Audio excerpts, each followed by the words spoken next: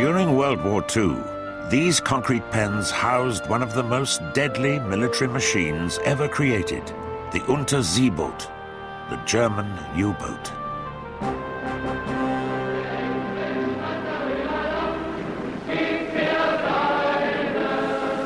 From here, U-boats sailed to every corner of the world, wreaking havoc and destruction. Their prime objective, sinking merchant shipping in the Atlantic. U-boats were active from the first day of the war to the last. They posed the greatest threat of all to Allied victory in World War II. The central control room of a Type 7C U-boat, the most prolific of all U-boats. 650 were built. This is the only fully equipped example remaining today. Inside this deadly fighting machine, 44 crew members lived alongside their weapons of war for days on end in cramped and often squalid conditions. 40,000 men went to war in these machines in World War II. 30,000 were to die in their iron coffins. They suffered the highest mortality rate of any fighting unit in the history of war. British Prime Minister Winston Churchill later wrote, "The threat the U-boats posed in the Atlantic was the only thing that ever really frightened me during the war.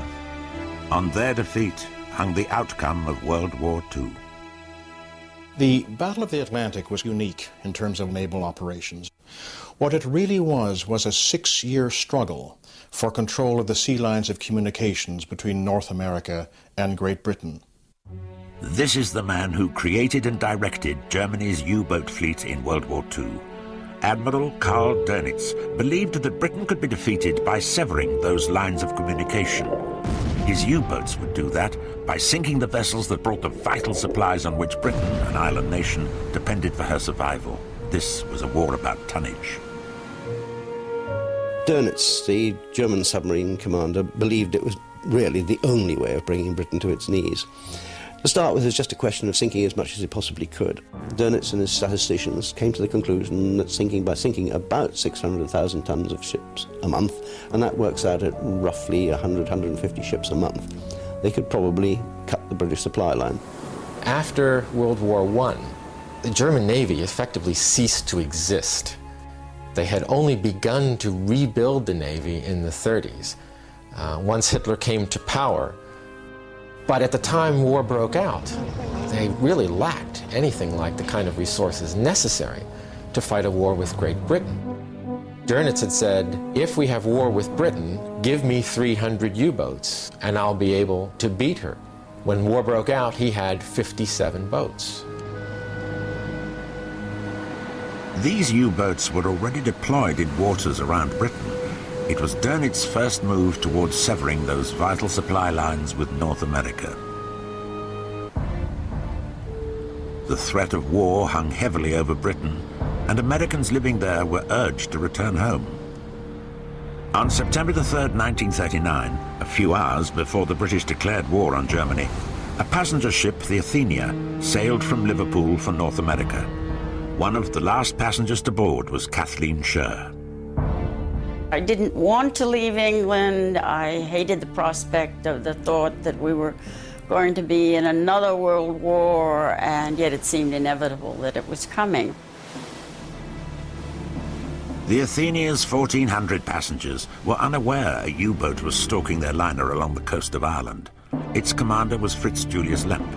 International rules of engagement forbade him from sinking a civilian ship without first allowing those on board to take to the lifeboats. This ruling did not apply to enemy warships.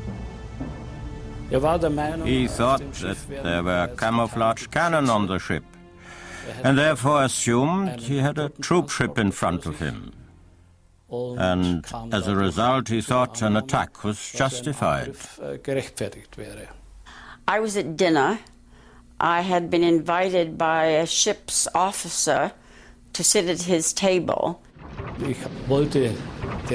I wanted to experience the first torpedo attack of the war for real.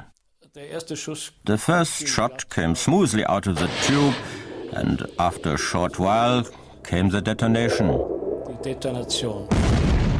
There was this incredible, absolutely incredible explosion. Everything went pitch black, a lot of screaming, a lot of yelling.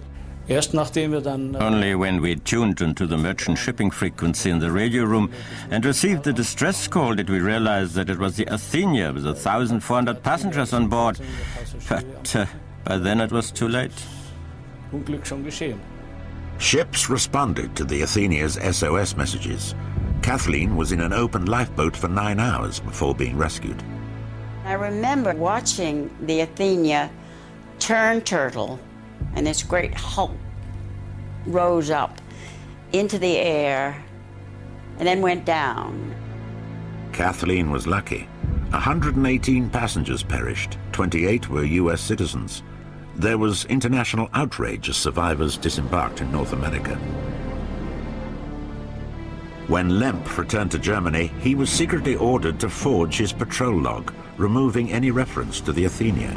This defied every naval convention. Lemp handwrote 2 pages, making the changes.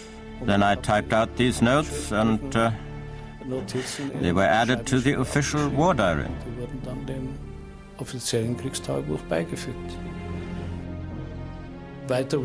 After that, the whole crew was assembled and put under the strictest oath. It even went as far as forbidding us to reveal anything with a gesture or facial expression.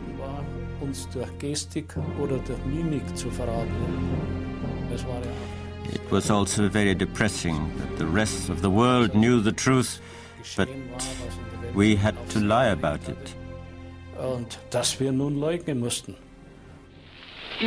Germany's Minister of Propaganda, Goebbels, blamed Churchill for the sinking of the Athenia, a British plot, he claimed, to lure the United States into the war.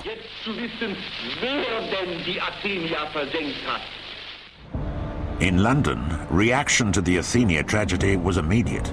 Convoying, a system pioneered by the British in World War I, was introduced, in which merchant ships travelled together under armed naval escort. These escorts only operated for 200 miles out into the Atlantic, initially the limit of the U-boat threat. But the Royal Navy were unprepared. They had few escort ships. Also, the Admiralty were dangerously dependent on a system for detecting submarines known as ASDIC. This was an early sonar device, which still lacked range and accuracy.